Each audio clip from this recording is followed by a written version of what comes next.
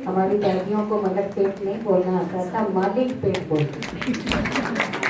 तो ये मालिक का पेट है, तो इस पेट में तो कितने लोग आएंगे, है ना। क्योंकि जब से बाबा को ये घर मिला, सबसे पहला बड़ा स्थान हमारे सिटी में मलक पेट सेंटर है। इसका जन्म पहले हुआ, शांति सरोवर तो बहुत बाद में बना।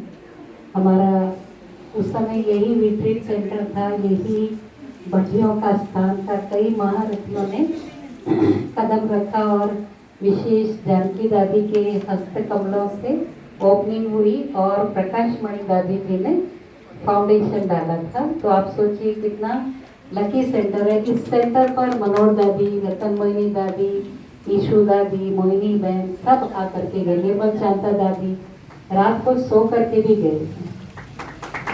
चित्रपति का और मलक पेट का बहुत बहुत भाग्य है, जहाँ सब दादियों ने कदम रखे हैं। तो जहाँ हमारी बड़ी दादियाँ कदम रखें, वो भूमि वरदान भूमि बन जाती है।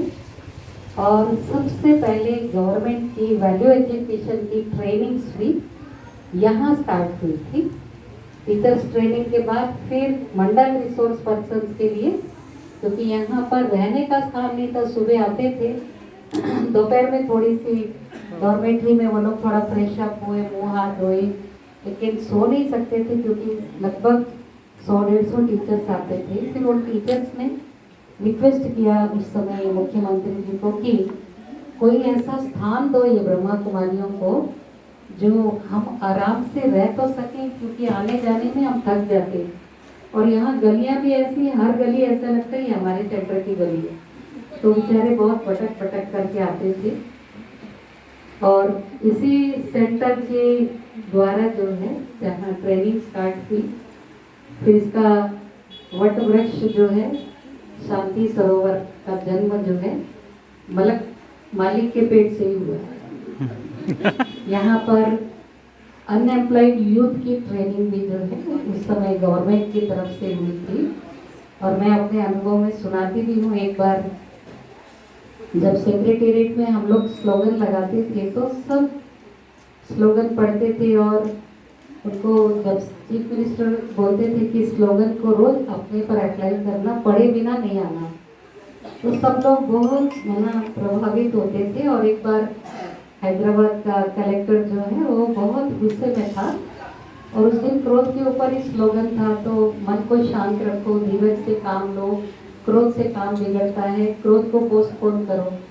तो उसका ऐसा हुआ, उसका लक्ष्य कहें कि उस दिन लिफ्ट नीचे आ ही नहीं रही थी, बार बार रिविजन होता रहा, उसका गुस्सा जो है पोस्टपोन होता रहा। और जब वो सीएम की पेशी में पहुंचा, वो उस दिन तो तोड़फोड़ करने वाला था, लेकिन इस स्लोगन का उसने सोचा कि आज अप्लाई करके देखता हूँ, वरना तो मैं कुलदीप दीदी को खूब डांट लगाऊंगा कि क्या बकवास लगाती है रोज ये स्लोगन, कुछ काम नहीं होता। उसका 6 महीने से फाइल रुका हुआ था, और बहुत प्यार से, शांति से, धीरज से बात किया। तो सभी सेक्रेटरीज ने पूछा राज क्या है, आज बड़ा शांत है, बड़ा मीठा बोल रहा है, प्यार से बोल रहा है। बोला ब्रह्मा कुमारियों के स्लोगन का असर हुआ है।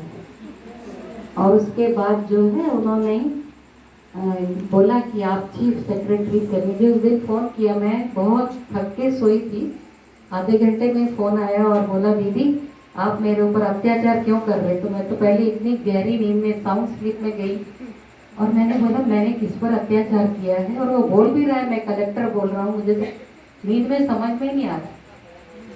तो फिर बोला कि आपको आज आना है। तो उस एरिया में रोड नंबर 12 एमएलए कॉलोनी में कोई ऑटो नहीं मिलता था, और हमारी गाड़ी थी, लेकिन इतना दूर मैं ड्राइव करके जाना, ड्राइवर जो है वो जॉब करता था कहीं और, बाइक जो हमारा।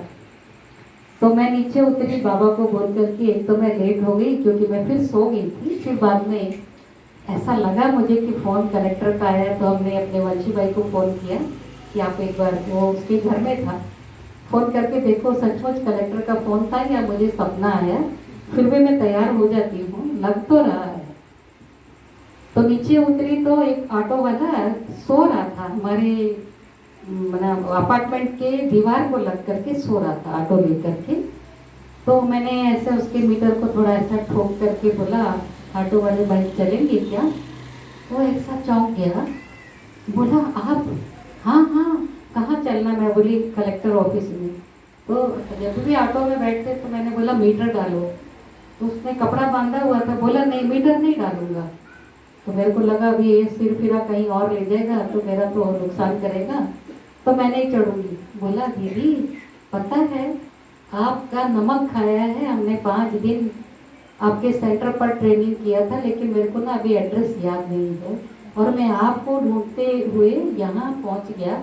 पता नहीं मेरे को भगवान ही लेकर आया है और आपको मैं कलेक्टर ऑफिस में लेकर के छोड़ूंगा नहीं।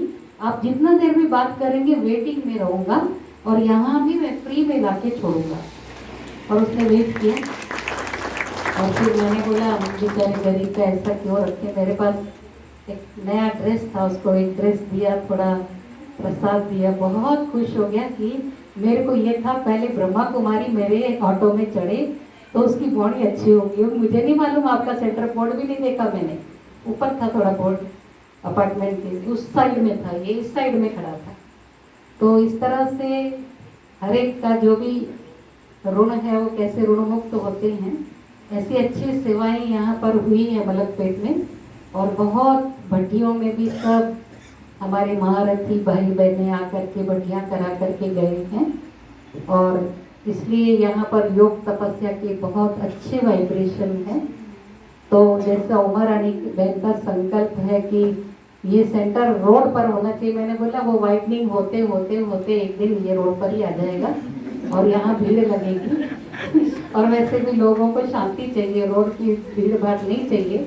तो अच्छे प्लेस पर बाबा ने, उस मालिक ने अपना यहाँ पर मलकपेट में सेंटर बनाया है, तो इसलिए बहुत बहुत मुबारक है। और आप सब भी ऐसी शुभ भावनाएं शुभकामनाएं रखकर सेवा करो कि मलकपेट एक बहुत बड़ा फिर से ऐसा सेंटर बने जहाँ सेवाओं की सदा बहार हो।